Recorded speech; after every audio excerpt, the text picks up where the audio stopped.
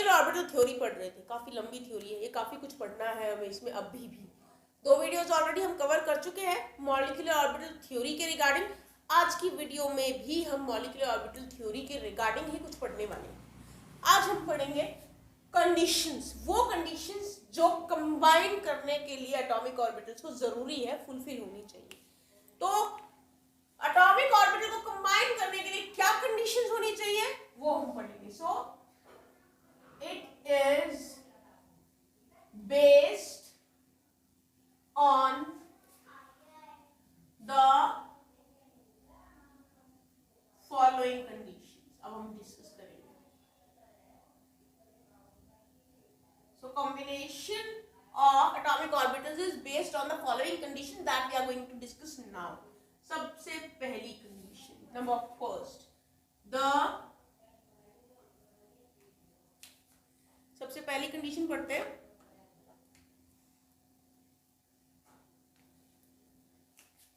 The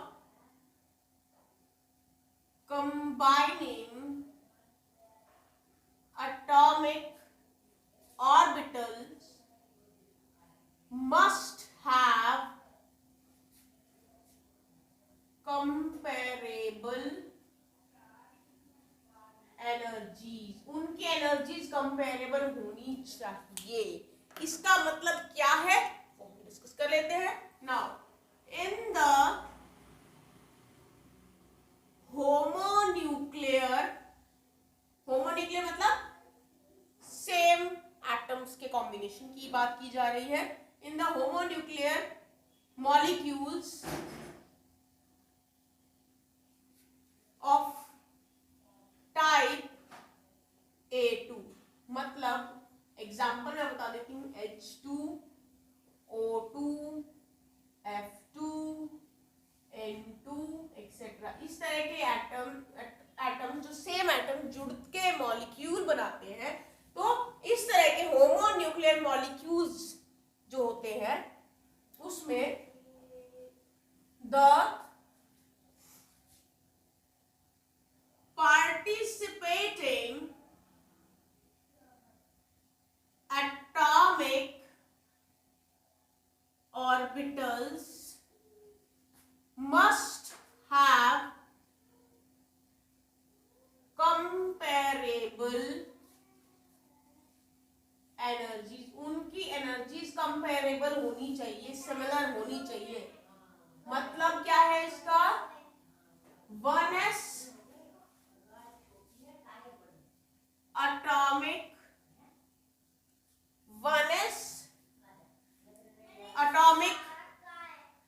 orbital of one atom can combine with the 1s atomic orbital of the other atom and not with its 2s orbital. कहने का मतलब ये है कि जो homonuclear molecules होते हैं, जिनके कंबाइनिंग एटम्स सेम होते हैं, जो मिलके मॉलिक्यूल बनाते हैं, उस केस के अंदर जो पार्टिसिपेटिंग एटॉमिक ऑर्बिटल्स हैं उनकी एनर्जी कंपेरेबल होनी चाहिए। कहने का मतलब ये है कि अगर 1s एटॉमिक ऑर्बिटल एक एटम का जुड़ रहा है तो वो दूसरे एटम के 1s एटॉमिक ऑर्बिटल से ही जुड़ेगा, उसके 2s एटॉमिक ऑर्बिटल से नहीं जुड़ेगा। तो 1s का कॉम्बिनेशन 1s से, 2s का कॉम्बिनेशन 2s से and so on, 1s 2s से नहीं जुड़ेगा।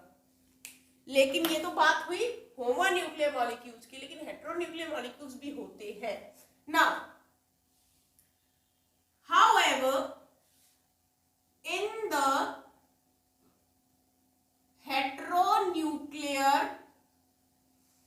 molecules में जैसे कि AB टाइप, इसमें एग्जांपल ले देती हूं मैं HCl, HF, इस टाइप के जो होते हैं। यहां पे in case of heteronuclear molecules such a combination is permissible, मतलब कि हेटेरोन्यूक्लियर मॉलिक्यूल्स के केस में, मतलब जहां पे दो कंबाइनिंग एटम्स जो है वो डिफरेंट हो, वहां पे ऐसा हो सकता है कि 1s 2s से जुड़ जाए या s ऑर्बिटल p से जुड़ जाए, वहां ये चीज परमिसिबल है, लेकिन होमोन्यूक्लियर मॉलिक्यूल के केस में नहीं है।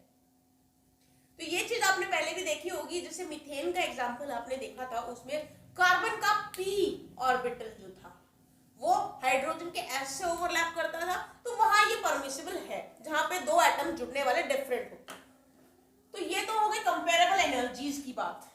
दूसरा पॉइंट डिस्कस करते हैं। फर्स्ट पॉइंट था, सेकंड पॉइंट डिस्कस करते हैं। The extent of overlapping must be large। जहां आपको ऑलरेडी पता है कि कोवलेंट मॉलिक्यूल्स के इस केस में ओवरलैपिंग होती है, तो यहाँ पे जो ओवरलैपिंग का एक्सटेंट होता है वो लार्ज होना चाहिए। क्यों होना चाहिए? The overlapping of the atomic orbitals taking part in the overlap, जो ओवरलैपिंग में पार्ट ले रहे हैं उन एटॉमिक ऑर्बिटल्स की बात की जा रही है, is in fact must have जो ओवरलैपिंग होती है एटॉमिक ऑर्बिटल्स में, जो पार्ट ले रहे हैं ओवरलैपिंग में,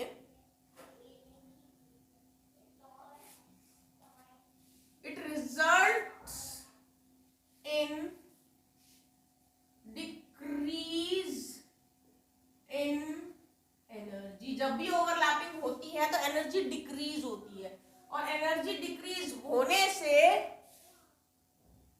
it result in increase in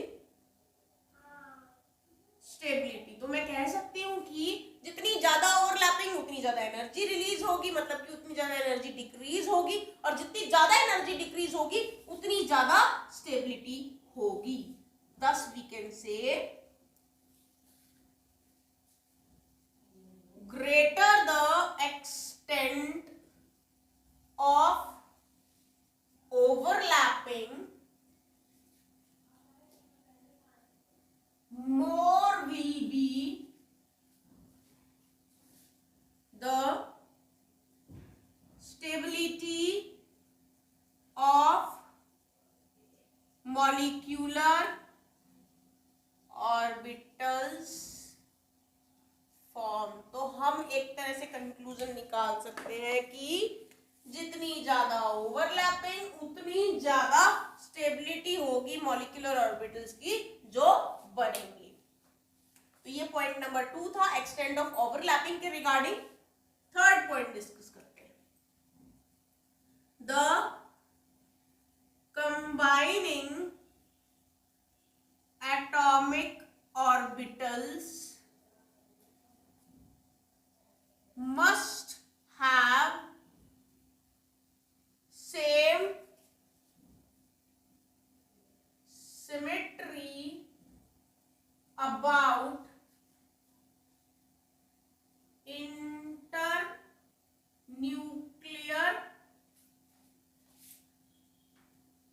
axis। तो यहाँ पे जो कंबाइनिंग एटॉमिक ऑर्बिटल्स है उनकी सेम सिमेट्री होनी चाहिए इंटरन्यूक्लियर एक्सिस के अराउंड।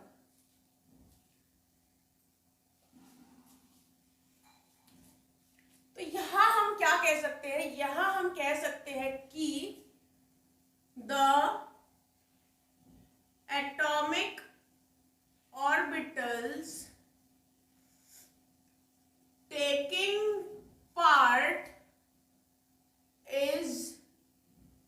जो एटॉमिक ऑर्बिटल्स है जो पार्ट ले रहे हैं, taking part in overlap, overlapping में ही पार्टिसिपेट कर रहे हैं, इन ओवरलैप, जो भी ओवरलैपिंग कर रहे हैं उनके पास उनकी क्या होनी चाहिए, सेम ओरिएंटेशन होनी चाहिए, must have same orientation, space में अरेंजमेंट सेम होनी चाहिए, या हम कह सकते हैं सेम साइन ऑफ सिमेट्री होना चाहिए, प्लस प्लस या minus minus, same sign of symmetry होना चाहिए। एग्जाम्पल डिस्कस कर लेते हैं। एग्जाम्पल में डिस्कस करेंगे, an overlap is possible between 2s and 2pz। 2s और 2pz में और जो है ओवरलैप है वो पॉसिबल है। Overlap is possible between 2s and 2pz atomic orbitals. क्यों पॉसिबल है? Because they have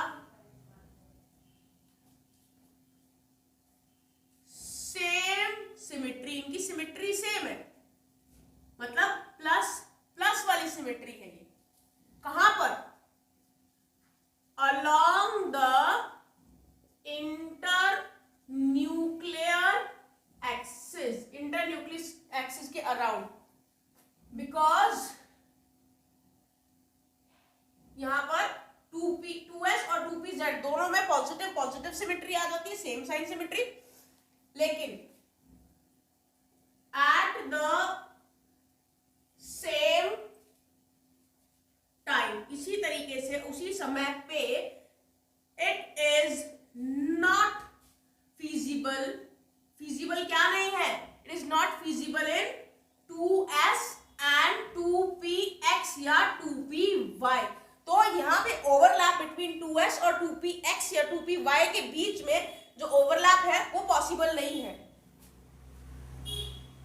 in atomic orbitals में। ओवरलैप पॉसिबल नहीं है, क्यों? Because of plus plus overlap is cancelled, cancel हो जाता है by plus minus overlap, plus plus overlap, plus minus overlap से कैंसिल हो जाता है। इसका मतलब क्या है वो मैं आपको बताऊंगी, डायग्रामेटिकली बताऊंगी।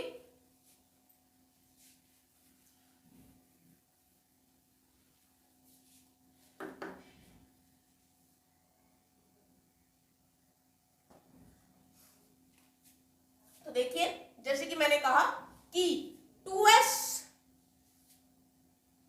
और 2pz में ओवरलैप पॉसिबल है। इसने कहा है overlap is possible between 2s and 2pz atomic orbitals. क्यों? यहां पे मैं ओवरलैपिंग करके दिखा देती हूं।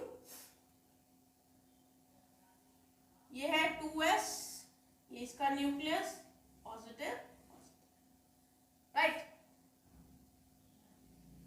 ये है आपका 2pz, ये यहां पर इसका पॉजिटिव, ये नेगेटिव, तो इनके बीच में ओवरलैप पॉसिबल है। ये इनका इंटरन्यूक्लियर एक्सिस के अलावा इनका ओवरलैप पॉसिबल है, तो ये ओवरलैप होगा प्लस प्लस ओवरलैप। देखिए यहाँ प्लस और ये यहाँ पर ये भी प्लस हो जाएगा। लेकिन इसने कहा है कि 2s और 2px और या फिर 2s और 2py एटॉमिक ऑर्बिटल्स का नहीं है possible, it is not feasible for 2s and 2px and 2py। तो अगर मैं 2s और 2px या 2py की ओवरलैपिंग कराती हूं तो वो कैसे हो पाएगी? ये स्फेरिकली सिमेट्रिकल आपका 2s और 2px या y कैसे बनेगा? ऐसे नहीं बनेगा, वो बनेगा ऐसे ऊपर की तरफ, तो उसमें ओवरलैपिंग कुछ ऐसे दिखा पाएंगे हम, इस तरीके से। यहाँ पे इसका प्लस, ये इसका प्लस, इधर यहाँ पे क्योंकि स्फेरिकली सिमेट्रिकल होता है इसलिए दोनों तरफ प्लस प्लस,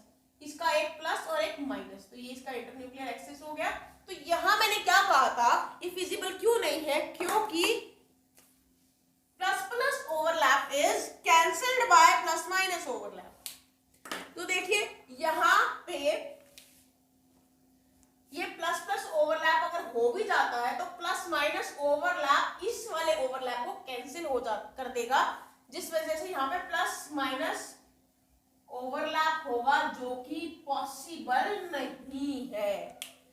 तो आप देख सकते हो, आपके सामने मैंने डायग्रामेटिकली भी ये बात बता दी है। सो these three conditions are for the combination of atomic orbitals to form the molecular orbitals.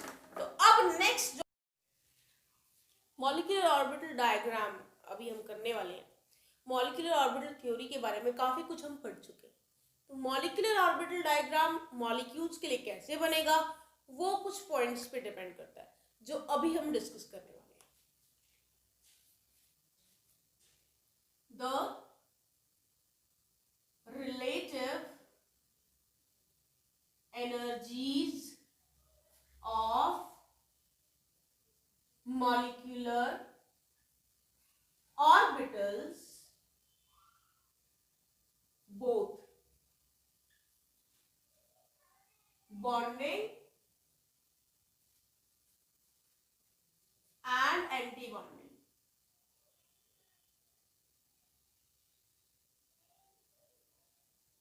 along their probable shapes is based upon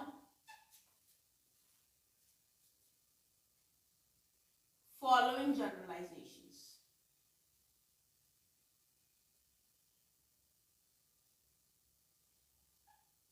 तो अभी हम यहाँ डिस्कस करने वाले हैं मॉलिक्यूलर लेवल डायग्राम कैसे बनाना है।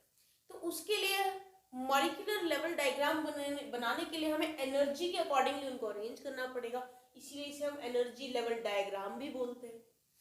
अब जो रिलेटिव एनर्जी है, जो रिलेटिव एनर्जीज है मॉलिक्यूलर ऑर्बिटल्स की, जो हम ऑलरेडी डिस्कस कर चुके हैं थोड़ी बहुत बातें उसके बारे में कि किस तरह से वो अरेंज होते हैं, क्या उनकी एनर्जी होती है, किसकी एनर्जी लो होती है, किसकी हाई होती है। तो यहाँ पे हम उनको फर्दर रिलेट करने वाले हैं कि रिलेट क्या करेंगे, मॉलिक्यूलर ऑर्बिटल्स जो है उनकी एनर्जीज किस तरह से रिलेटेड है, और डीपली थोड़ा हम इसके जाएंगे, किसके लिए, बॉन्डिंग के लिए भी और एंटी बॉन्डिंग के लिए। अब तक हमने ये पढ़ा है कि बॉन्डिंग मॉलिक्यूलर ऑर्बिटल जो होता है उसकी एनर्जी लो होती है as compare to the corresponding anti bonding molecular orbital. अब उसी के अंदर थोड़ा ब्रॉडली हम डिस्कस करने वाले हैं उनकी प्रोबेबल शेप्स को साथ में कंसीडर करते हुए, किन पॉइंट्स पे ये चीजें डिपेंड करती हैं वो डिस्कस करेंगे। Number first point, the relative energies of the molecular orbital depends upon the energies of the corresponding atomic orbitals involved in their formation। इसे हम समझने के लिए एग्जाम्पल कंसिडर करेंगे। एग्जाम्पल लेते हैं, pair of molecular orbital obtained by the combination of 2s atomic orbitals will have higher energy than those arising by combining 1s atomic first point discuss करते हैं। यहाँ हम एनर्जी को रिलेट कर रहे हैं। जो रिलेटिव एनर्जी होगी किसकी, मॉलिक्यूलर ऑर्बिटल की, वो किस पे डिपेंड करती है, वो डिपेंड करती है कि वो एटॉमिक ऑर्बिटल जिनसे वो एटॉमिक ऑर्बिटल जिनसे वो मॉलिक्यूलर ऑर्बिटल बने हैं, उन एटॉमिक ऑर्बिटल्स की क्या एनर्जी है, उस पे डिपेंड करेगी उनसे बनने वाले मॉलिक्यूलर ऑर्बिटल की एनर्जी। इसके लिए यहाँ पे हमारे पास एग्जांपल है। जो molecular orbital 2s atomic orbital के जुड़ने से बनेगा उसकी एनर्जी हाई होगी as compared to the atomic orbital जो 1s है उनके जुड़ने से जो मॉलिक्यूलर ऑर्बिटल बनेगा। कहने का मतलब ये है, एक मॉलिक्यूलर ऑर्बिटल बना है 1s एटॉमिक ऑर्बिटल के जुड़ने से, एक मॉलिक्यूलर ऑर्बिटल बना है 2s एटॉमिक ऑर्बिटल के जुड़ने से। तो कहने का मतलब ये है, जो 2s एटॉमिक ऑर्बिटल के जुड़ने से मॉलिक्यूलर ऑर्बिटल बना है उसकी एनर्जी हाई होगी as compare to that molecular orbital which is formed by the combination of 1s। तो यहाँ पे ये चीज डिस्कस की गई है। नेक्स्ट पॉइंट डिस्कस करते हैं, point number 2।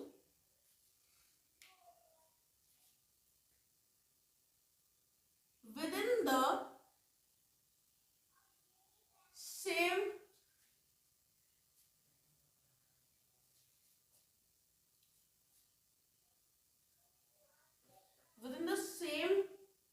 pair of molecular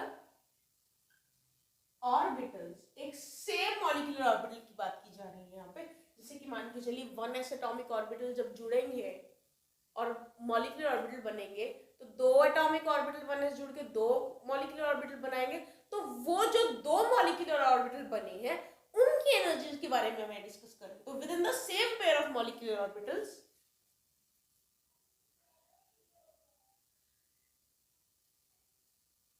those are obtained by the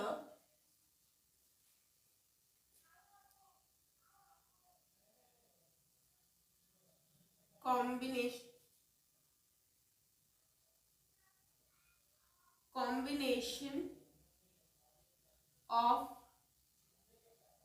same atomic orbitals। तो जो मॉलिक्यूलर ऑर्बिटल्स बनेंगे जो सेम एटॉमिक ऑर्बिटल से जुड़ के बने हुए हैं, the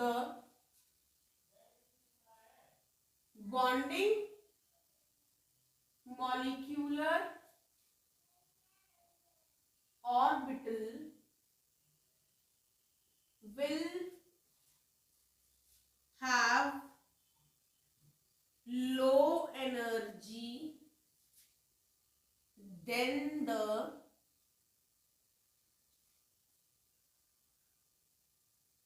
anti-bonding molecular orbital.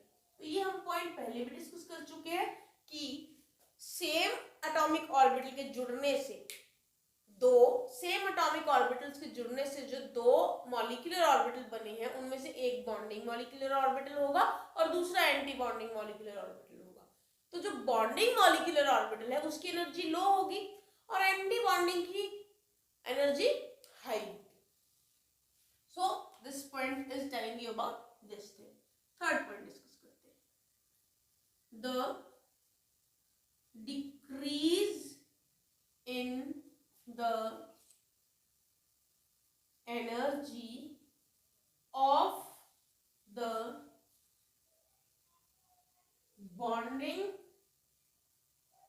molecular orbital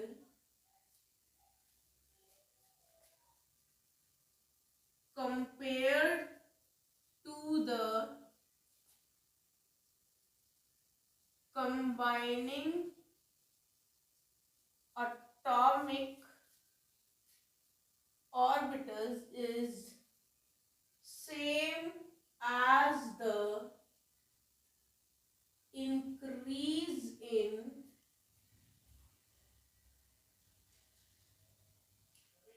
energy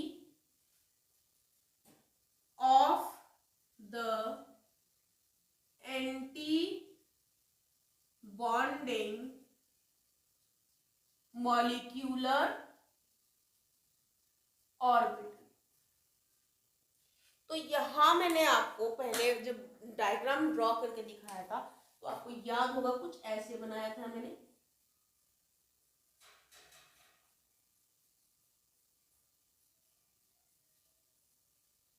तो इसमें ये एटॉमिक ऑर्बिटल्स थे,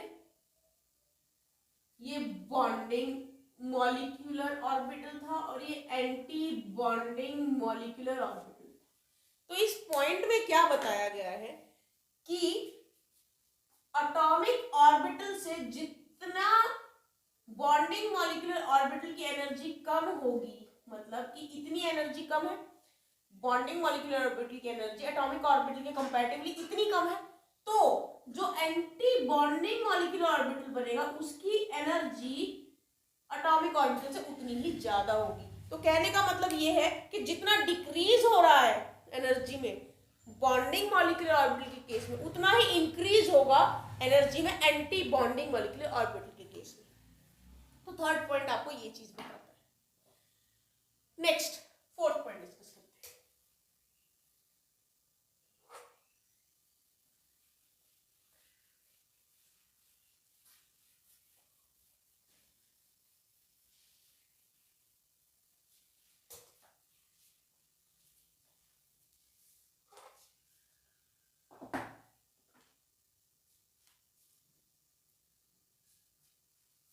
फोर्थ पॉइंट कहता है कि the molecular orbital formed by the combination of 2p z 2p x 2p y atomic orbitals belonging to the two bonding atoms are sigma 2pz, sigma star 2pz, pi 2px, pi star 2px, pi 2py and pi star 2py। तो क्या कह रहा है कि जो molecular orbitals बने हैं 2pz 2py और 2px एटॉमिक ऑर्बिटल से जुड़ के जो दो बॉन्डिंग एटम्स को बिलोंग करते हैं, वो मॉलिक्यूलर ऑर्बिटल्स होंगे ये। और आउट ऑफ दीज मतलब इनमें से पाई 2px और pi 2py orbitals have equal energies। Pi 2px और पाई 2py की एनर्जी इक्वल होंगी और इक्वल एनर्जी वालों को एक नाम दिया गया है डीजेनरेट ऑर्बिटल्स। मतलब कहने का ये है कि ये दोनों ऑर्बिटल्स डीजेनरेट ऑर्बिटल्स हैं क्योंकि इनकी एनर्जी इक्वल है। इसी तरीके से पाई स्टार 2px और पाई स्टार 2py ऑर्बिटल्स जो हैं उनकी भी एनर्जी इक्वल है और उन्हें भी डीजेनरेट ऑर्बिटल्स कहा जाता है।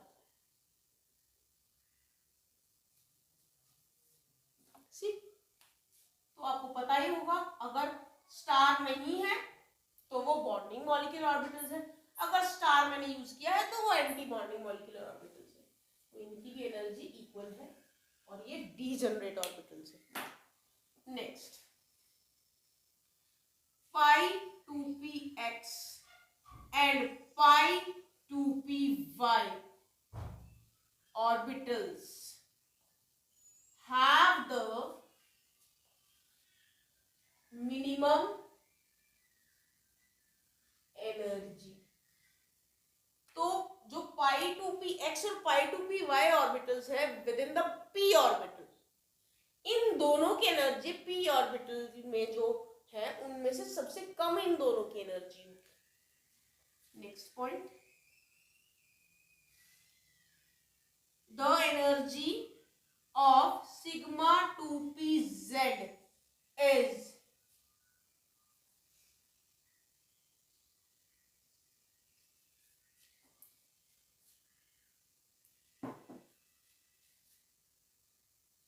जो सिग्मा 2pz है उसकी एनर्जी हायर है किससे, then that of pi 2px and pi 2py orbitals and lower than corresponding anti-bonding molecular orbitals pi star 2px and pi star 2py। मतलब कहने का क्या है यहाँ पर, सिग्मा 2pz जो है उसकी एनर्जी जो है हाई होगी किससे, पाई 2px और पाई 2py से। तो ये जो बॉन्डिंग मॉलिक्यूलर ऑर्बिटल है सिग्मा 2pz, इसकी energy in bonding molecular orbitals pi 2px और पाई 2pz y से हाई होगी। लेकिन जो इन्हीं के एंटी बॉन्डिंग मॉलिक्यूलर ऑर्बिटल्स है पाई स्टार 2px और पाई स्टार 2py, इनसे इसकी एनर्जी 2p सिग्मा 2pz की एनर्जी लो रहेगी। Next point, sigma star 2pz has the maximum energy out of the molecular orbitals listed above। तो जितने भी molecular orbitals ऊपर लिखे गए हैं, जितने भी मेंशन हुए हैं, उन सभी में से सिग्मा स्टार 2pz मतलब anti bonding molecular orbital 2pz sigma 2pz sigma star, इसकी एनर्जी सबसे ज्यादा होगी। तो यहां तो मैंने आपको एक्सप्लेन किया है, तो इसको हम एक सीक्वेंस में लगाएंगे और वो सीक्वेंस आपको याद रखना पड़ेगा जब भी आप एनर्जी लेवल डायग्राम बनाओगे किसी भी मॉलिक्यूलर ऑर्बिटल के लिए। तो मैं आपको बता देती हूँ वो सीक्वेंस क्या है।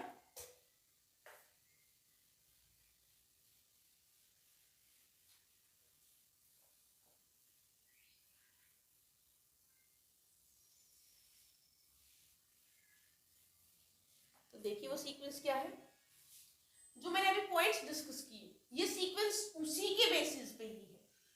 देखिए सिग्मा 1s इसकी एनर्जी लोवेस्ट होगी, फिर मैं आपको इंक्रीजिंग ऑर्डर ऑफ एनर्जी में इनको अरेंज करके दिखा रही हूँ। Sigma star 1s, sigma 2s, sigma star 2s,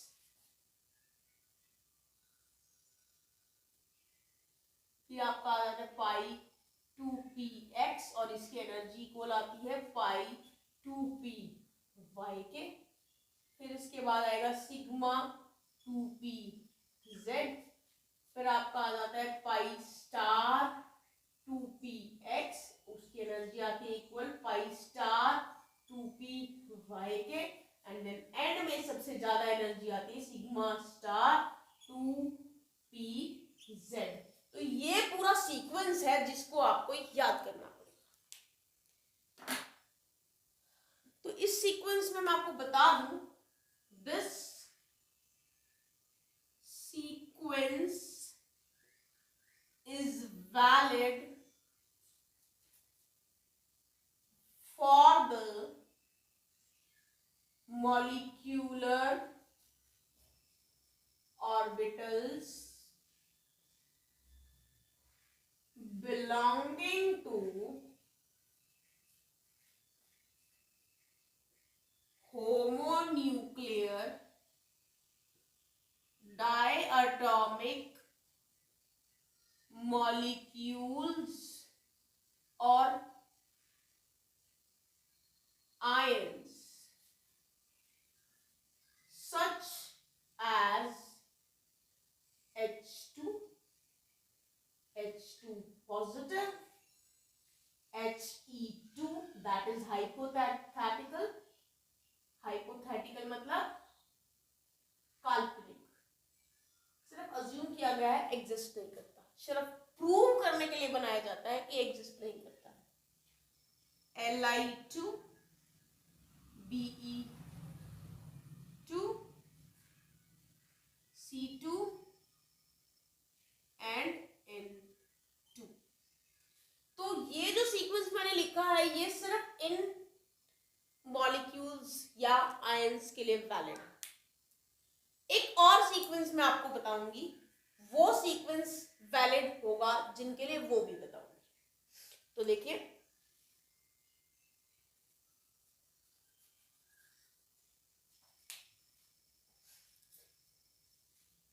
for the diatomic molecules such as O2, F2, Ne2, ये भी हाइपोथेटिकल है, and their ions, there is some exception. There is some exception for these bonding molecular orbitals। कौन सा bonding molecular orbital? Sigma 2pz। Sigma 2pz bonding molecular orbital जो है, it has lower energy than the pi2px and pi2pz bonding molecular orbital, right. तो उसमें आप देख सकते हो कि सिग्मा 2pz, ये है सिग्मा 2pz, इसकी एनर्जी हायर होती है इन दोनों से, लेकिन इन वाले मॉलिक्यूल्स के केस में इसकी एनर्जी कम होगी तो ये पीछे आ जाएगा और इनकी एनर्जी ज्यादा होगी तो ये आगे चले जाएंगे। तो ऑर्डर क्या बन जाएगा? ऑर्डर इज, अभी मैं आपके सामने ऑर्डर लिख देती हूँ, sigma 1s, sigma star 1s, same चल रहा है यहां तक, फिर आएगा सिग्मा 2s, ये भी सेम है, सिग्मा स्टार 2s, ये भी सेम है, फिर उसके बाद आपका ये आएगा सिग्मा 2pz, राइट। फिर ये आएगा पाई 2px equal to pi 2py, बस इसमें चेंज है, बाकी ये सीक्वेंस भी सेम है। Pi star 2px is equal to pi star 2py and end में आपका आ जाता है सिग्मा स्टार 2pz। सो आपको इस तरीके से दो तरह के मॉलिक्यूलर ऑर्बिटल डायग्राम करने पड़ेंगे, इन मॉलिक्यूल्स के लिए और आयंस के लिए अलग। और इन मॉलिक्यूल्स और आयंस के लिए अलग। ये देखिए, ये सामने है आपके, इनके लिए ये होगा और ये इनके लिए होगा ये ऊपर वाला। तो इसको ड्रॉ कैसे करना है वो मैं आपको बता देती हूँ।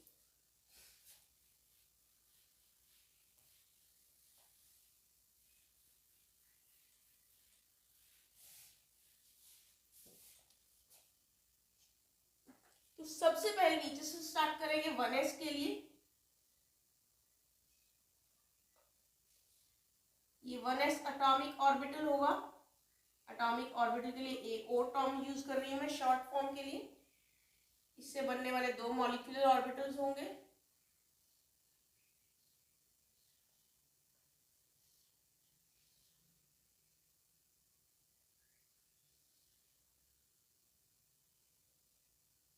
देखिए,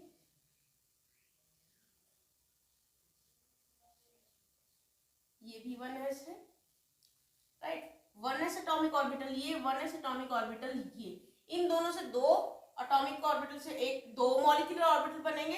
एक होगा सिग्मा 1s जो बॉन्डिंग मॉलिक्यूलर ऑर्बिटल होगा, और एक होगा सिग्मा स्टार 1s जो एंटी बॉन्डिंग मॉलिक्यूलर ऑर्बिटल होगा। एग्जैक्टली इसी तरह इसके ऊपर हम बनाएंगे 2s के लिए।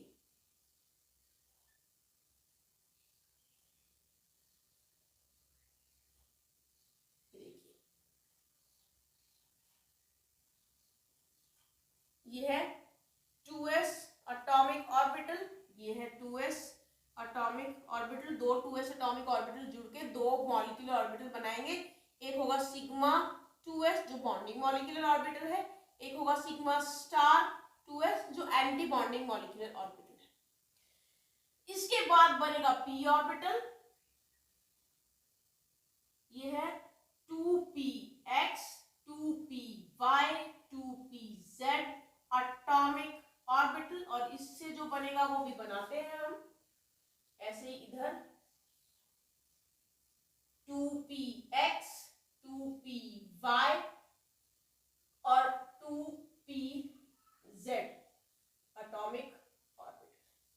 तो सबसे पहले मैं जो आपको बना के दिखाऊंगी वो मैं बनाऊंगी किनके लिए, किस टाइप के मॉलिक्यूल्स के लिए।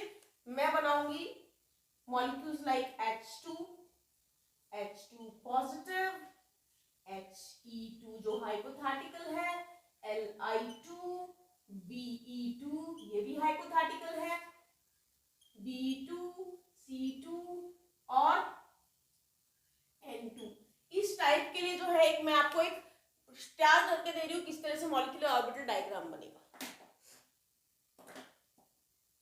तो अब क्योंकि इस सीक्वेंस में पहले सिग्मा 1s फिर सिग्मा स्टार 1s फिर sigma 2s sigma star 2s आता है और उसके बाद आता है x, तो हम नीचे बनाएंगे इधर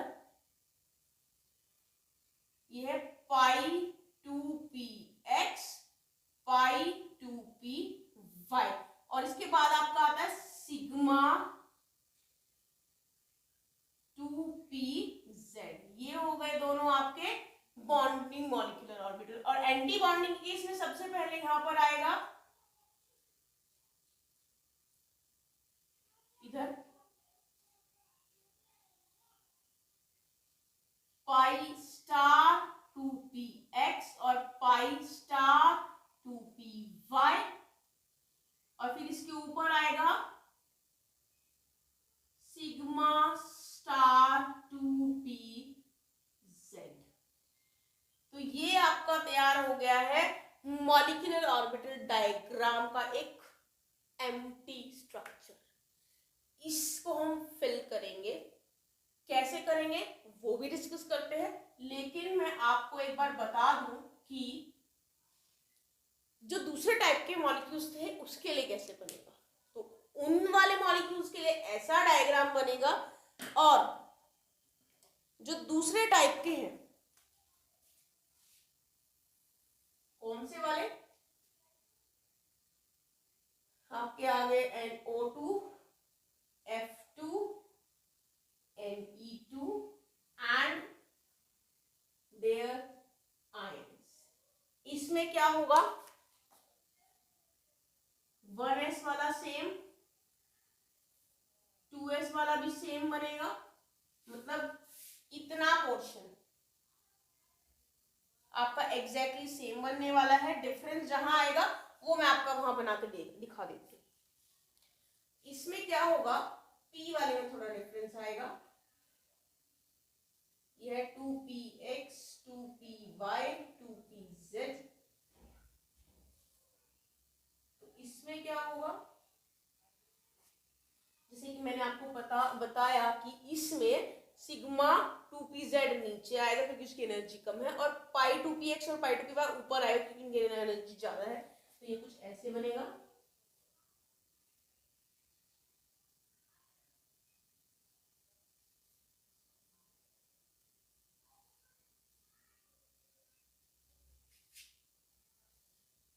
ये देखिए,